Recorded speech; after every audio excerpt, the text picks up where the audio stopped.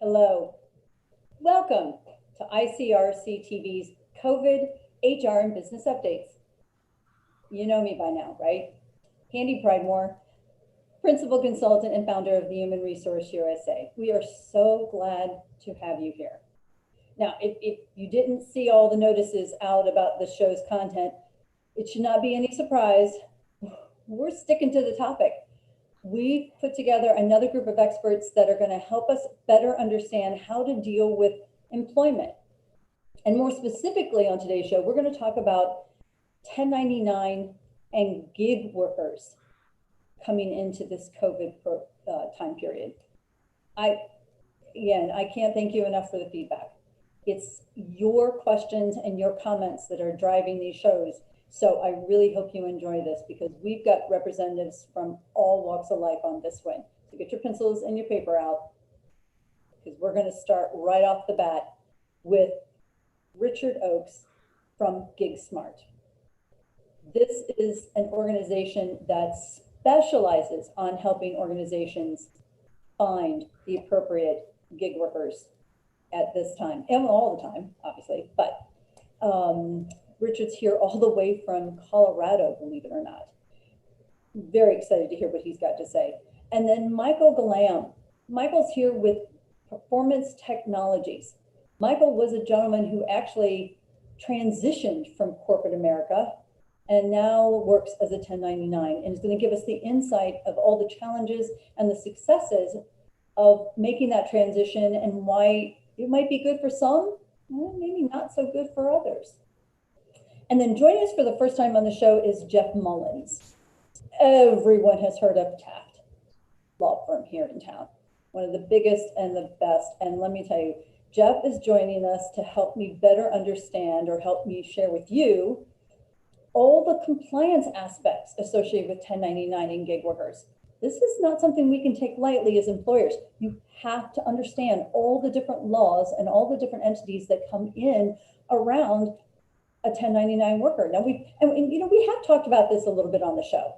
You can't just bring all your employees in as 1099s. We can't bring in individuals and have them volunteer in this time where we can't find enough workers. Well, Jeff's going to walk through all the different compliance aspects, and I'm going to make sure that we get all the details so that if you are contemplating a 1099 or a gig worker, you either have a resource with GigSmart, you have a labor law attorney to help you walk through all the paperwork, and you also have someone who can kind of help you walk through the consultant side as well. All right, starting out, Mr. Richard Oakes, president of GigSmart. Welcome to the show. Thank you, Bandy. I appreciate you including me today. I'm really enthusiastic about joining the group here. Well, I was so excited because I'm sure you don't remember at all, and it's been a number of years, but I was introduced to GigSmart years ago at a Vistage event. It was the annual conference, wasn't it, here a couple of years ago here in Cincinnati? Yeah, it probably would have been 3 summers ago in Cincinnati, Ohio, at the All City event. Oh gosh! And at the time, I mean, we were all still trying to wrap our arms around the whole concept of gig workers. We really weren't. I mean, we knew that we were using 1099s on a regular basis, but you were bringing a solution to put it at a whole level of sophistication, not only of trying to determine if the gig worker was appropriate, but even having access to the right talent. Yeah, I appreciate that. We weren't quite there yet at that event. I remember it specifically that day. We were still in the midst of building the product. So that entire day was, hey, here's what GigSmart's going to do. It was very aspirational, but just hold on because it's coming soon. And here we are, 3 years later. We actually built the product, publicly launched it in December 18. And literally this month, over probably 22, 23 states across the country, we're matching businesses with 1099 gig workers, getting jobs done across 3,000 skills, from healthcare to warehouse to admin work. It's been a fun run so far. We've got a lot to do yet, but off and running. Well, I've got, and I'm sure Michael and Jeff have got a number of questions as asked too, but let's start right from the very beginning. How do you find these gig workers? How does a gig worker determine that your platform is right for them? Yeah, so, to date, there are many gig platforms out there that are very successful. And to date, many of those platforms are very vertical in nature. So there's the ride share app. There's the dog walking apps. There's the babysitting app. There's the creative apps. There's the IT or developer app. So there's a platform or an app in the gig economy. There's the warehouse app for just about everyone. And so 3 years ago we said this just didn't make a lot of sense to us. We see that over 50, many different organizations have reported stats as much as 50, 60 million Americans any given year complete a side hustle or a gig. Many of those participating in the gig economy have multiple apps on their phone. If you've ever ridden in a Uber or Lyft, you've probably seen a Grubhub or a Postmates bag in the front seat, right? So, they've got many apps on their phone embracing the gig economy and multiple different platforms. And it was aspirational, but we're starting to put it together. And we said, well, what if there was a gig economy app? Like, why do I need 5 apps on the phone? Or if I'm a company and I'm sourcing gig workers, independent contractors, why do I need 4 different solutions? Why do I go here for my creatives? Why do I go here for my warehouse workers? Why do I go here for? What if there was someone just crazy enough and gutsy enough to try to build the app? And come on, we've launched it. We've been public a year and a half. We're not where we want to be yet, but we are seeing businesses across the country engage workers across skill through our platform. And so that really kind of motivated us because it's a very fragmented industry. And I believe that 3 to 5 years from now, there will be some platform players.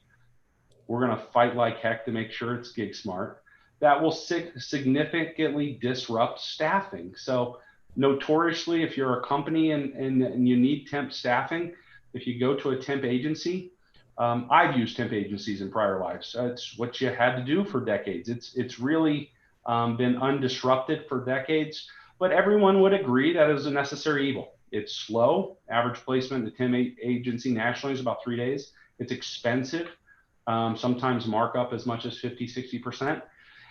And then there was all these fragmented platforms. And we just 3 years ago said someone is going to build a platform and really shake up this marketplace. And that's sourcing of temporary labor, whether it be W-2 or whether it be 1099.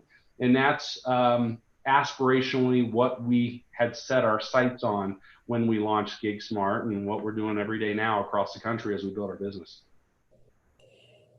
When does a business owner properly know that a gig worker is the direction to go? Because they are hesitant. I mean, we had 2 very, very reputable temp agencies on here a couple of weeks ago, and they gave us great insight, even some insight on what the potential employee is thinking right now. But let's be truthful, sometimes our employers are out there jumping on temp employees, and now they're thinking, gig workers would do even better because they don't have all the upcharges.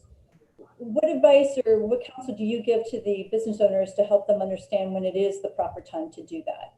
Yeah, there's a couple things. And, if you saw me chuckling, I can only imagine temp agencies 2 weeks ago, all the cautions they would throw to the wind, because it is a marketplace today that platforms are starting to impact it. And so they've got to make a decision eventually that they're going to fight it or they're going to embrace it, because this platform play and allowing businesses to self-serve and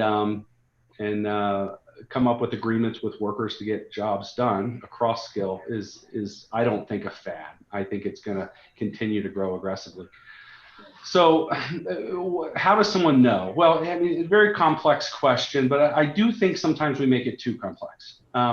If someone is a company and they say, I want to embrace gig workers, I think, first of all, the word gig, because it's a newer word, gig economy 5 years ago, people were like, what's that? Today, we all know what it is.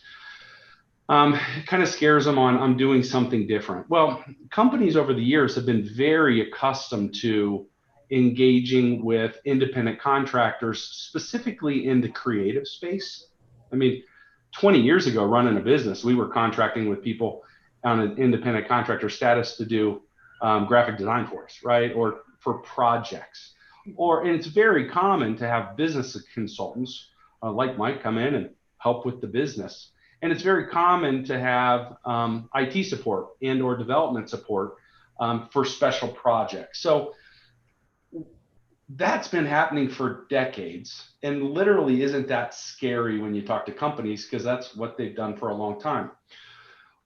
The gig work starts to get scary because now they're like, okay, I've done this in marketing, I've done it in IT, I've done it with consultants, but I've never done it with an admin temporarily for a day or so, or I've never done it in the warehouse, or I've never done it.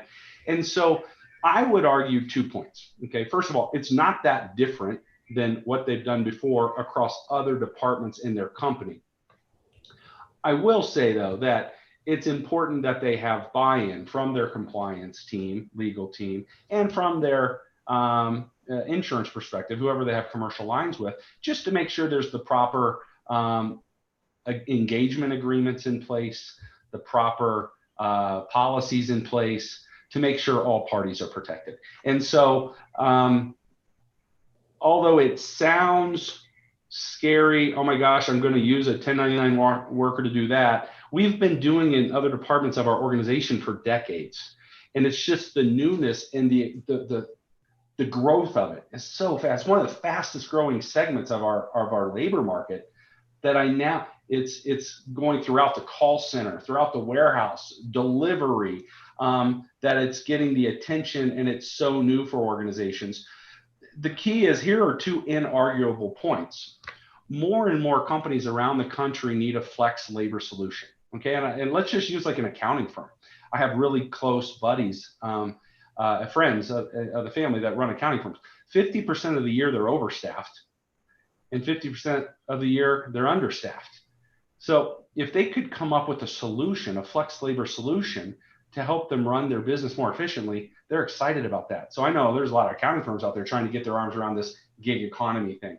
And then I know American workers are they're seeking freedom and control.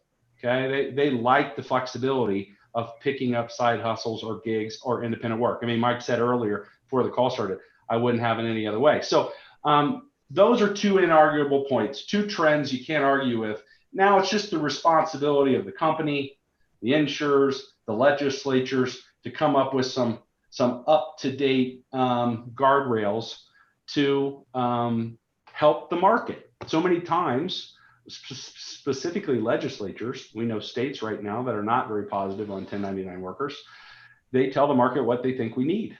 And the market is clearly, the workers and companies out there are clearly saying, don't tell us what we need, here's what we want, let's find a way to make it happen. And so that's where we're at in the gig economy, and where how we're approaching it. You know, Mike, back in 2009, 2010, we saw a huge influx of individuals leaving the workforce, not by their choice, and going out and struggling. And some of my clients were engineering firms. They were highly educated, highly skilled individuals that we were having to let go in RIF. And so we saw people putting up shingles everywhere. And I'm not overly certain when you actually started, but was your situation similar, and why did you decide to go out in the consulting world? Was that to me, Pandy? Yes. Sorry. Simple for me. It became very personal. Having had some wonderful bosses over the years, and some others that were not so much, I honestly decided that I didn't want to have a boss anymore, and was comfortable enough with a level of expertise and skill that I had developed, where I felt personally not only financially equipped, but mentally equipped to essentially hang out my own shingle. And I appreciate the model that Rich was describing before, because quite honestly, from my standpoint, you have employers, in my case, my clients, who, when I ask them about their biggest challenge, they all say the same thing: finding and engaging good people. And that has always come with a commitment on the part of the person and a commitment on the part of the employer. And now I think we're in an environment where an employer is saying, I have this work, but I don't know if I'm going to have it all the time. And you have a potential contributor to that work who is saying, I'm not sure I want to work every day, which is the category in which I found myself. And in many ways, I had felt that I had earned my right to be able to do that. Today, for instance, I had a big, full client engagement day. Tomorrow, I'm playing golf, and I'm comfortable with that environment where, when I'm busy and there's work, I will do that work. But yet, I've positioned myself to be able to make a personal choice to pursue other things as those become important to people as they go through life cycle changes. So, so I get what Rich is doing, bringing the need for work together with resource that can fulfill that need. The challenge in getting into a 1099 environment is, first, when you intend to do it on your own, is understanding that it's a sales job. You are, from the day you choose to become a 1099 employee, you are effectively selling yourself to someone. And that's not right for everyone. You need to be able to describe your value, communicate that value in the way that a potential client or employer would say, for some period of time, I'm willing to pull out my company's checkbook, write one with your name on it, tear it off, and hand it to you, understanding that this might be a temporary arrangement. And that means it's not for everyone, with consequences to, I think, what we're going to hear when we give Jeffrey the opportunity to speak: consequences to your benefits, consequences to your financial planning as it relates to taxes, the handling of expenses, deductions, withdrawals, and things of that nature. Entirely different world as it relates to what people have been comfortable with for decades, being a W-2 employee. And I love the story. When I decided to pursue this endeavor, my wife said to me, you know that thing that we used to get every 2 weeks? I think it came electronically, and at the top it said gross pay, and then it said federal withholding, and then it said state tax, and then it said local tax, and it said benefits. And where is that? And I had to tell her, honey, we don't have that anymore. And that's only right for a certain population of our people, and it has to be right for a lot of reasons. So, Rich, I'm curious, what's the percentage of retention when an individual comes onto your program as a gig worker?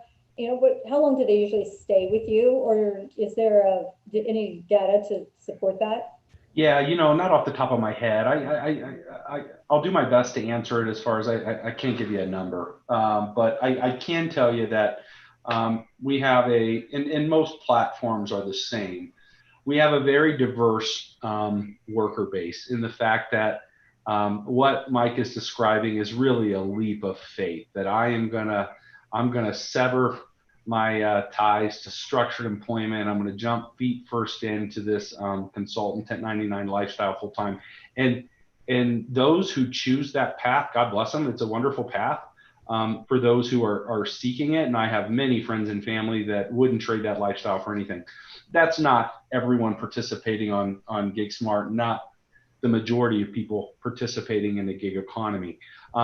There are students working around school part-time. There are people supplementing a full-time income around their family schedule. I mean, if you think about incomes over the last 19, 20 years, the cost of living, think about the price of a car and a house today versus 20 years ago, and look at incomes. It's radically different. So the fact that, you know, most households take two incomes to make it nowadays, and two incomes in many cases, it's just the reality today, aren't getting it done either. And now you couple that with 50 million people were just sent home because of this crisis. More and more families out there are seeking supplemental income around their structured employment. And then you got which I love to talk about, is the whole retiree aspect of, there's so many people that reach retirement, and historically I laugh because companies throw them a retirement party, they send them home, and the company starts scrambling to fill that role, and that person immediately goes and gets a part-time job. Like, that makes no sense to me. Like, we should retire retirement parties. I mean, if you're a company out there having retirement parties, you're doing it wrong. Okay. We should be talking to people nearing retirement saying, I recognize, because Mike said it best. I think I don't want to work that much anymore. That's what people are saying in retirement. And so instead of holding them to the grind and making them push out 80 hours a week, could you keep them 1 day a week, right? And I think that those are the people participating in the gig economy. There's one last segment I'll talk about, is those that are trying to embrace, they're using the gig economy as a path to full-time employment. That's a great way too. We see this all the time. And one of my favorite constituencies, if you think about a stay-at-home parent who's raised kids, and we all know, statistically speaking, many times it's a mom. So this mom has taken 5, 6, 7 years to raise children, and now they're re-entering the workforce. And we all probably have friends and family who, after having that gap on their resume, struggle re-embracing the workforce. And it frustrates me because this person did not get drunk and fall asleep under a bridge for 5 years. Okay. They raised kids, which is a wonderful thing. And now they're being penalized because everyone's drilling them over this damn gap on their resume. It's the most insane thing I've ever seen. And so we'll see these types of people doing gigs. And it's very common for them to find a company that likes them. They like the company, and they'll use the gig economy as a path to full-time employment, which is wonderful. So it really is, there's a little sliver of the gig economy for anyone out there that is seeking full-time employment, looking to generate extra income, looking to be a full-time independent contractor like Mike. I mean, it's just, there's a lot of different types out there that can embrace it and benefit from it. Mike, what are your three big, or what were the three biggest challenges when you actually took that leap of faith? Because again, I just keep going back to the last major time in our economy when people did this, and I saw literally people losing tens of thousands of dollars because they borrowed it from their 401k, thinking that they could start their businesses, and it just fell apart. I mean, it was just tragic. What did you have? You obviously were successful, but what challenges did you run into that you would advise somebody to be watching for?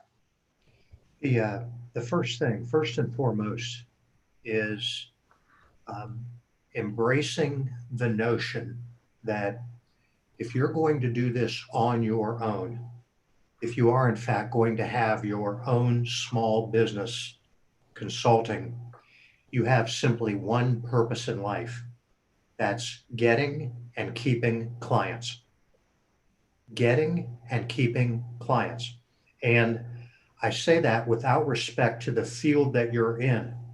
If you're in IT, if you're in professional financial services, if you're in sales, leadership, management, and coaching, as I am, if you're in HR, if you're in ditch digging, if you intend to go this alone, the only job The only job is figuring out how to get and keep clients. One of my favorite stories from years past, a woman that found herself on the wrong end of a company decision to cease her employment. And I said, Sally, I said, this is a hard thing for you. What are you going to do? And she says, Mike, I'm going to consult. And I said, that's fantastic. I says, what are you going to consult in? She said, Mike, I've got 25 years in HR. I'm going to consult in employee benefits administration, hiring and firing, policies and procedures manuals, performance appraisal process. Look at all that I know and can do. I said, that's fantastic. I said, how are you going to get clients? And she absolutely turned white before me, not having thought about that piece of it. The notion being, just because I'm really good at something, smart at something, monies will cascade from the sky and I will immediately be busy as a consultant. You're not. So many of us who haven't found a way to solve the intellectual challenge of how are you going to win and keep clients have an item on their resume that said, I had a consulting business for 2 years and now they're back working for companies again. So that's the first thing. Second thing is accordingly being personally accountable to yourself and waking up every morning and saying, what am I going to do to grow my business today? And then executing against that. And that means that you have some tough days. And that means that you have some really successful days. Lastly, just managing time and appreciating and communicating the value of your time in a way that people are comfortable paying for it. Because at the end, again, if there isn't some commerce that results, you're essentially doing free work, and free work's not good when you have to do it for a living. So it's those things. So the freedom that Rich was describing before, that people want and interested in, comes with the need for accountability and responsibility. And again, it makes it not right for everyone, but when you get to a spot where it becomes right, it's just a very fulfilling life. Waking up knowing that, honestly, what I'm going to eat tonight, what I'm going to do socially, the next vacation that I'll take is being done at my own hand as a result of or instead of a dependency on someone else. And again, that makes it work for me. As a partner at Taft, I'm sure you've got even more stories than I have on giving and coaching and mentoring individuals who want to go in to consult, or vice versa, go the other route. One of my clients will look at me and say, oh, I'm just going to 1099 that out. I'm just going to bring in a 1099 to do that job. Let's walk through all the very specific things that have to be considered before a business does pull the trigger and decide that a position is appropriate for 1099, because we're talking the IRS gets involved. We've got multiple divisions of the Department of Labor. This is definitely your bailiwick. So walk us down that wonderful list. Sure. I think in our country, for years, we've had an assumption that people performing work, there's almost a default that the person who is actually performing the work is somebody's employee. They could be the employee of company A, company B, company C, but somewhere they're what we call a W-2 employee as opposed to a 1099. And I think that's for a lot of reasons. One is that's historically how the work's been done, the way our system has been set up. For a number of years, the whole concept of somebody being a 1099, people looked at that as a way that companies would use to get around providing one group of people with all the same employment benefits as another group of people. So you could almost have, two classes of citizens, if you will, in your company, the privileged and the ones that got all the benefits and everything, and then another group. Times have changed a lot. And really, that's just not really why companies want them. That's not why employees want to take that role anymore. I think times have changed a lot, and the laws are starting to change, and we're starting to see some movement.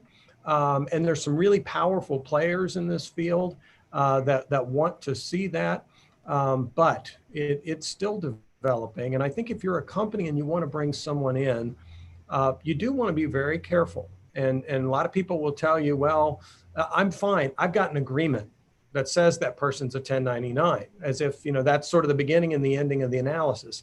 Having an agreement is one of the factors that the IRS or the Department of Labor will consider. It's not the only one, and probably not even the most important one. So an agreement can be really important because it might say things like, who has control over the work?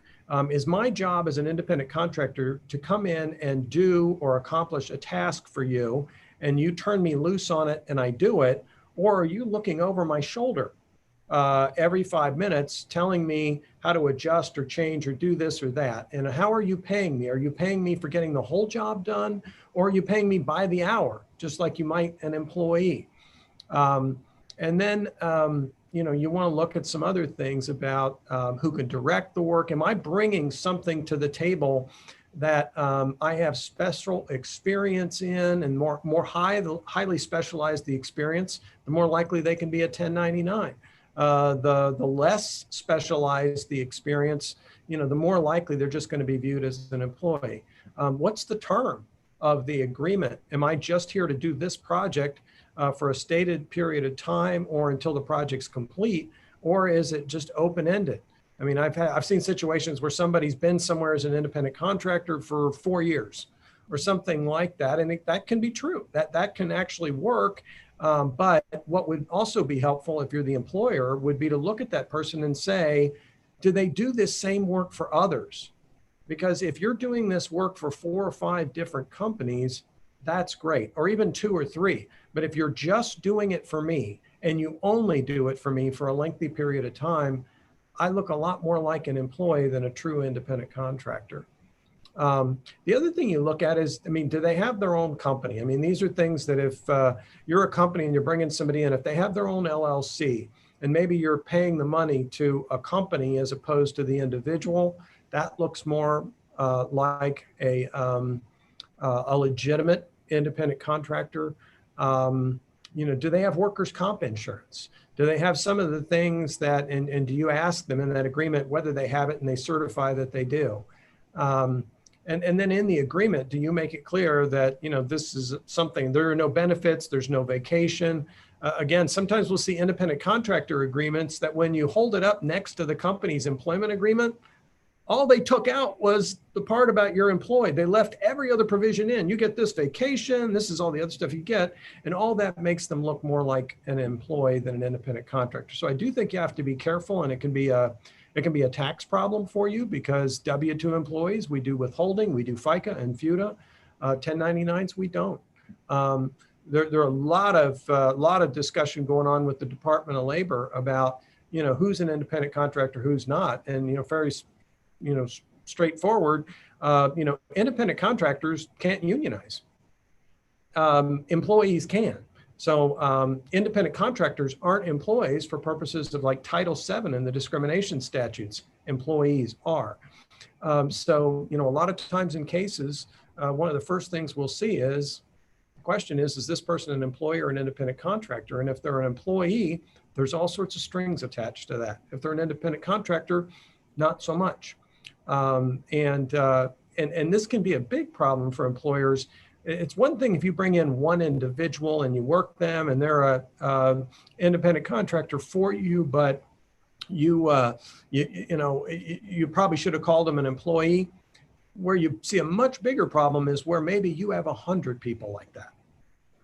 or worse, 200 or 300 people like that over an area throughout your entire company, because then potentially you have what they call a class action type problem. And those are the ones where you're making a mistake and it's big enough that, it could really, really harm the company. And maybe even bring into question the viability of the company. And, the other thing that happens with independent contractors, if you think someone's an independent contractor and they were really an employee, do we track hours for independent contractors? Do we know if they're working more than 40 hours in a week? Are they working overtime?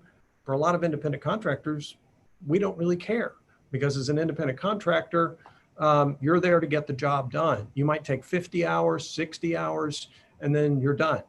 But we would if that person was an employee, because that means we owe them overtime for the time and a half. So lots of issues to consider from the employer's perspective.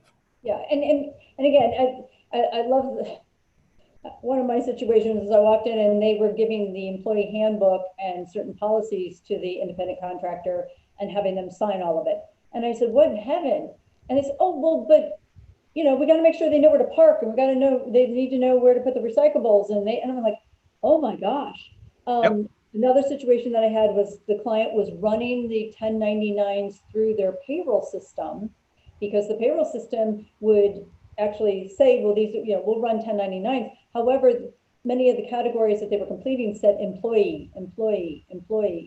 It's nice that they're offering, some of the big ones are offering the services, but you've got to be very cognizant on what you're documenting, because those are the things that get subpoenaed first. Yep. I love the fact that you said, it starts looking like, one of my biggest phrases is, if it walks like a duck and quacks like a duck. And I love the fact, especially with all the remote workers that we now have, companies now realize they don't have to have everybody under the single roof. So that opens up the ability to bring in even more talent, or more or higher levels of skill sets, because we can go to a GigSmart and we can obtain skills or competencies that we never would have had access to before. And that individual maybe, is going to be just a project-based contributor. Those are key things. I love the fact too that you also reminded everyone that they can't be individuals who have a serious impact on the company, because when you start seeing major decision makers who are there every day, have an office, they have the business card, they have a signature line on the email, and then I find out that they're 1099s, Mm-hmm. You really have to back up and say, okay, wait a minute. Let's go back, because the viewers have heard me say over and over again, there are just certain things that you absolutely cannot just go onto the internet and get. And that independent contractor agreement is one of them. I'm going to tell my viewers right now, that is not something that the administrative assistant or your HR of 10 years can whip up on her own or his own. That's something you need to go to your labor law attorney to. Now, a really good HR consultant who works closely with labor law attorneys will have that as well. But that is a document that you don't want to fool around with, because you might end up in court, or you might end up standing in front of Wage and Hour, a division of the Department of Labor, and trying to explain how this individual is a 1099 versus a W-2. I also walk them through, Jeff, a statement of work, because every so often I'll bump into a client who says, oh, well, he knows what he's supposed to do. And I keep trying to explain to them that it's really good if you're going to have somebody there for a long period of time. Mm-hmm. You have projects for them to work on, like Rich said. It's nice to have that statement of work to again, identify the duration of time. Maybe you're going to pay them differently on that. Can you walk them through that? Sure. I think it was Mike that said it earlier when he said, one of the things about being an independent contractor is a lot of people that do it don't like to have a boss. And what I've seen from friends and relatives who have gotten into this, those that have done well and those that haven't, you need to be your own boss. If you don't have a boss, you kind of need to be your own boss, and you need to be good at that. Because if you're the kind of person that, I had a sister who started, she was an ultrasound technician, worked in a hospital, decided to go out on her own. And oh my gosh, she said, I've seen a 40% increase in my income this year. It's great. It's the most wonderful thing in the world. But it's what Mike mentioned. There's taxes. There's other things, all these things that had to be done. And then there's questions about, well, do I need to get insurance and who's doing all this? So all of those things need to be covered in an agreement. And one of the things that people don't think about in an agreement, when you're an employee, you just come into the employer and you do the job and there's somebody there telling you exactly what to do and if they want you to change it. When you're an independent contractor coming in, or you're the employer hiring the independent contractor, you think about a construction project. I mean, you talk about the scope of the work. What is it we have your company doing? Are you doing all of this, the electrical, the mechanical? Are you doing everything, or are you just doing parts of it? And as an independent contractor, on either side of the equation, it's really important to know what is it you want that person to deliver? What is it that you're going to be happy with at the end of the day? What does it look like? What's your time frame? Are they going to be working with other contractors, or are they solely responsible for the outcome? Are there milestones that you expect them to hit? Are you going to pay them for performance at certain points along the way? Or are you going to hold all the money till the end? Or are you going to pay some of the money up front and a little bit as you go along, but then hold a chunk of it at the end in what we call retainage?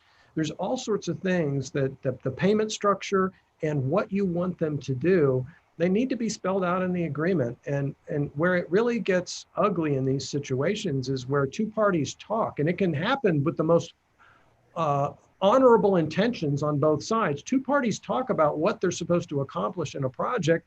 They walk away with different interpretations. And so, that leads, right off the bat to a potential dispute, because I want to get paid because I've done what I heard you say you wanted me to do. And the person on the other side of the table says, then you weren't listening because I asked you to do this, so I'm not going to pay you. If I had to pick probably one of the most important practical parts of the agreement, the independent contractor agreement, it would be the scope of work. And that way you'll get new clients, and clients will be happy and they'll come back as long as the scope of work is correct and you accomplish their goals. And also, I mean, I hate to say this, but there are a lot of people when they start off as independent contractors, I think sometimes, who spend a lot of time spinning their wheels trying to do something the client may not even want. And that can delay a project or, frustrate the client. And so it's really important to have that scope of work. Thank you. Thank you. Rich, what advice do you have for individuals who are thinking about becoming a gig worker? Because it's a scary time right now. I think platforms, technology has made it easier than ever to embrace the gig economy. Mike had said, what Mike said earlier is really true. He said, you got to be a salesperson. You always got to be thinking about where you're finding your next gig. And that was true years ago. It's increasingly, for me, I can use my intellectual capacity to do all that stuff. But for me, my intellectual capacity is pretty limited. I got to come up with creative ways once I'm out of intellectual juice to move the ball forward. And for me, and for anyone wanting to participate in the gig economy today, it's platforms. There are so many great platforms. I'm biased to GigSmart, where within minutes I can create an account. I can build my profile. It's literally my digital resume. I can start applying for assignments. Hopefully I've done a great job on my profile. I get picked for some gig work, and then I'm earning ratings and reviews. And when I see workers on our platform who, one young man recently we talked to had never embraced the gig economy ever before, was displaced because of the current crisis, and literally is in our platform and is completing gigs across the country in 4 different cities. And we're calling him like, we're just interested, like, this is so awesome. Like, how is this happening? And he's like, we're supposed to be quarantined, but this young man's not, and kind of visiting friends and family and picking up gigs along the way. So I do think that technology is making it easier, because I can create an account within minutes. I can create my profile, and I have more access than ever before to side hustles, independent contractor engagements, consulting work, whatever we want to call it, because of platforms and innovation in the market today. You guys have done a phenomenal job. I love, and again, I think that we probably could continue this conversation for quite a while, but let me throw one big caveat out for our viewers. Guys, I've been trying really hard for those of you who have multiple locations or employees in various, and I'm talking about W-2 employees in various states, remember each of the states have their own guidelines and their own rules. Rich brought up something that we cannot ignore. There are certain states that are not favorable to gig workers and who do put very strong hurdles in for 1099s. And I'm just going to go out and say it, California, AB5, I'm sorry, that's a really tough one. So please, if you're going to be looking for a gig worker or an independent contractor in those areas, or check your state laws first, or contact GigSmart, ask them what you should be considering or what you should be looking for in guidelines for gig workers in those markets. Especially if you're going back to what Jeff said, if you're looking for multiple individuals to start up a location or to get a major project done, you need to be aware of all those laws and those complications up front. Second of all, you know how it is with this show. If you need to reach out to Rich at GigSmart, or if you want to ask Mike more of the details of how he got started, or if you want to talk to Jeff about that independent contractor agreement or statement of work, please just reach out to one of us. We will be more than happy to walk you through. Gig workers are not going away. They're not. Mm-hmm. It's not, they're here to stay. They're not going away. So let's learn how to work with them correctly.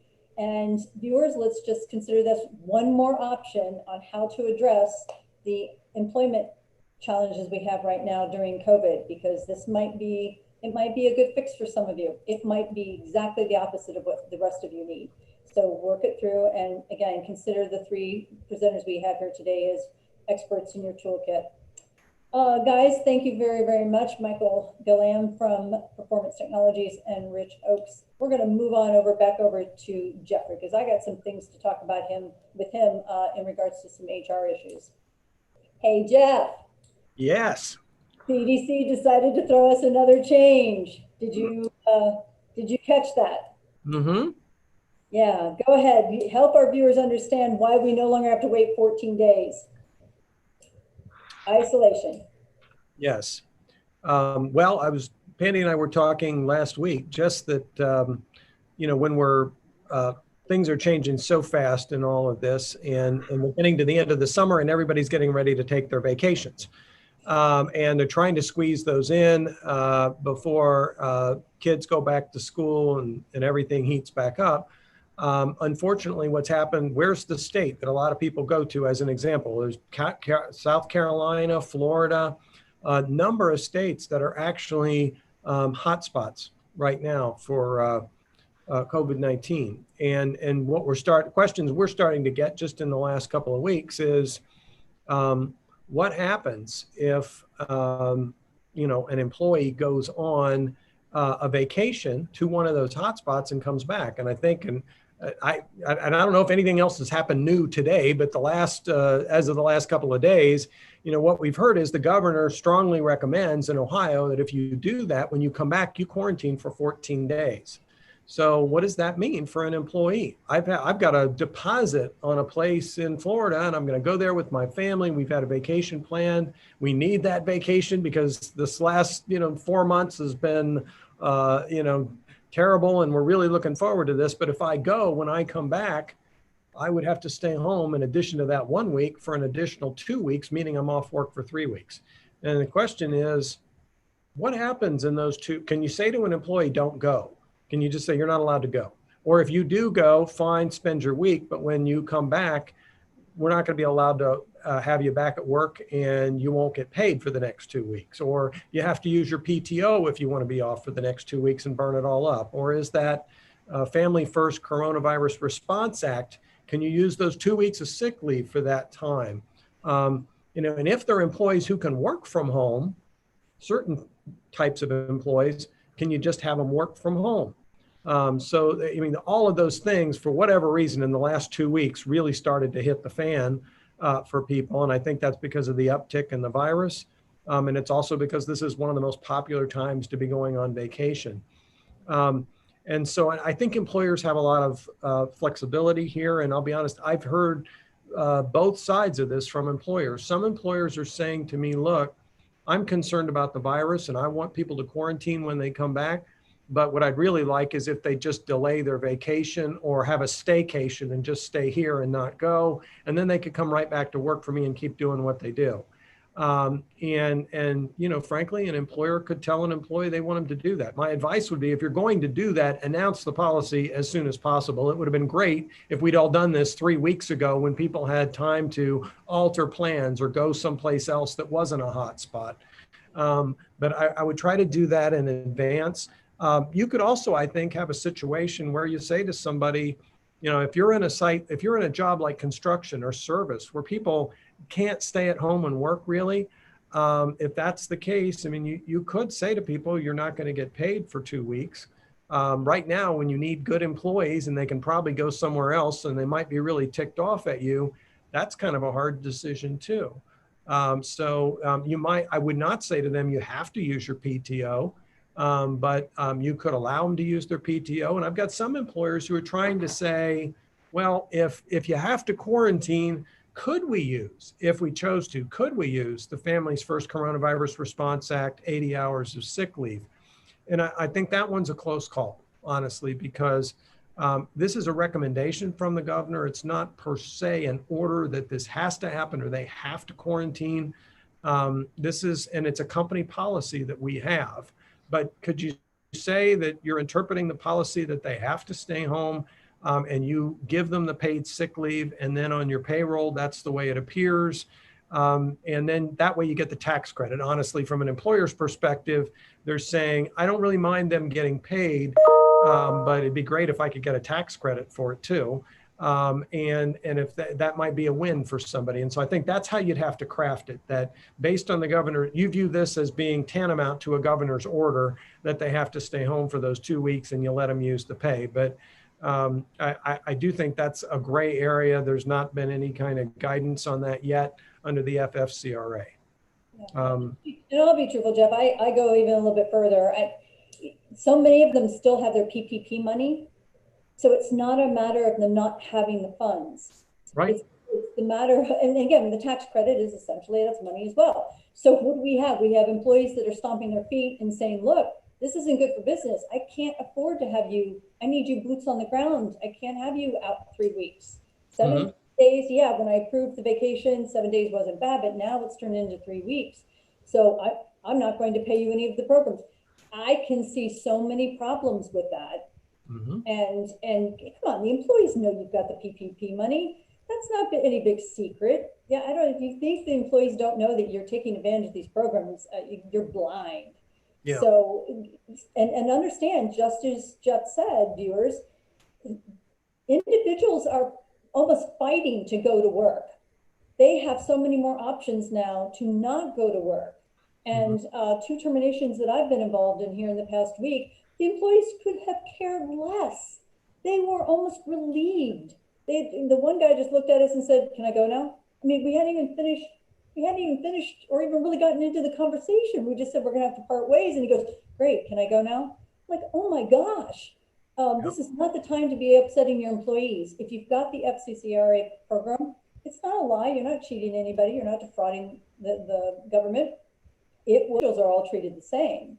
Sure. If you're going to do that to the warehouse, do it to everybody in the warehouse. If you're going to do it to all your service techs who are going out and talking to customers, you got to do it to the entire department. So don't handpick who you decline vacations with.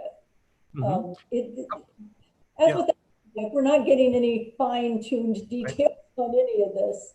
A couple of things to think about with that too, and I like what you just said, Pandy, of what I think is really hard to say is, oh, the office employees can work from home, so we won't cut their pay. But the people that are working in the field, we don't want to do that. It's not necessarily discriminatory per se, but it's just a bad idea to kind of create and treat those classes differently. The other thing is part of a solution to this. That's what we're all struggling for now. For example, so when somebody comes back, could we have them get tested for coronavirus when they come back so they don't end up being out for the whole 14 days and just have them tested? At first, people were saying, we don't want everybody to go out and get a test because there aren't enough tests. Honestly, right now, we're hearing employers say that, look, if you can get somebody, if they've got a doctor and they want to be tested, they can probably get tested. And when they get tested, you're probably going to hear back within 24 or 48 hours. There's other tests. If you go to a CVS or someplace like that, you may have to wait a week to get an answer back from one of their tests. But if you go, there are a lot of these clinics, they're popping up that you pull up in your car and they come out and test you, but it's got to be with a doctor's order. So one option is to do that. Another thing to keep in mind with this is if you have a salaried employee that you're applying this to, remember that salaried employees, if they work any day within a week, they have to get paid for that week. And so again, if the person was coming back and they could come back on Friday when they should have worked, that was their 14th, 15th day or whatever, and they should have worked Monday, Tuesday, Wednesday, Thursday, you could still be in a situation, where you might have to pay that person a salary. And I would be careful about that as well. But yeah, I mean, if the money is there and you're trying to keep your employees happy, this doesn't have to be a lifetime policy that you're going to do this. You can come up with another policy, but the worst part about this to me is when you tell employees that they've had no notice of it, and it just hits them between the eyes in a time when people are already, I think, sort of down and aggravated by everything that's going on around them. Thank you. Let's stay on that FLSA comment that you just made in regards to paying exempt employees. Very quickly, I want to remind everybody that non-exempt employees who are working remote, you pay them actual hours worked, right? We've talked about that on the show numerous times. But remember, when they're taking care of their children and they're having to run kids here and there, or maybe they're having to do the schooling, that means that they're taking breaks throughout the day. And traditionally, we say somebody, a non-exempt employee has to be paid from the beginning of their day to the end of their day when they're doing practical work. You do not have to do that when they're remote. You can piece it out. That's why it's very important to be recording those hours so that you are paying. If they're working from 7 to 9, you've got that pocket. 1 to 4, you got that pocket. 8 in the evening to 10, whatever works with the schedule and the work that needs to get done. But I just want to remind everybody, you don't owe somebody overtime if they're leaving in the middle of those days for gaps to take care of their kids. Boy, we're almost out of time, but guys, I want to try something new. We've in the past talked about some things that we have learned just out of reading. So on today's show, I asked each of you to bring a book that you would recommend for our viewers. And I'm going to start with Michael. What do you recommend as reading very quickly for our viewers? Pandy, so only a little selfish, but true.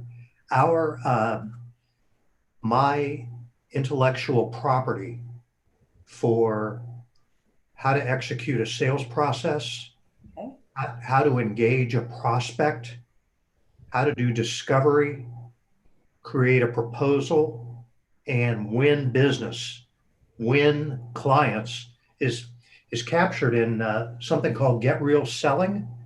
I'm holding it up, assuming that it can be seen. Yep, you got it. It is authored by the founder of Performance Technologies, a gentleman by the name of Michael Boland, okay, and a highly successful sales leader by the name of Keith Hawk. Point is, Pandy, when I go out to try to win a client, to win an engagement, this is the process that I'm following. This is, in fact, what I'm executing to try to go and win.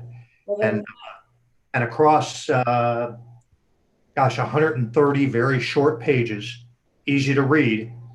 If someone is interested in the endeavor of doing this kind of work, I say highly recommended because I go live this every day. Thank you. Jeff, real quick. Halftime by Bob Buford. And for anybody that's kind of in the middle of their career or closing in on the end of it, it just talks about if you've been successful, that's great. But have you done something that was significant? How do you make sure you can do both? And I found it very good. Ooh, Rich. All right. So if you're looking to embrace the gig economy, it's a book called The Gig Economy. The author is Diane Mulcahy. It is a great book. And if you are a leader running an organization, my favorite book of all time, John Maxwell's 21 Irrefutable Laws of Leadership. It is a staple in my everyday life. Even helps me manage my two rugrats who are 5 and 13, or 7 and 13 now. Make sure I'm a good parent as well. I love it. Rich Oakes, president of GigSmart, Michael Galan from Performance Technologies, and Jeffrey Mullins, partner at Taft Law Firm. Guys, thank you so much for being with us. My name is Candy Pridemore, principal consultant and founder of the Human Resource USA. Again, thank you so much to ICRC-TV for allowing us to have this show. Thank you for watching our show. See you next week. Thank you. Thank you. Thanks, Bandy.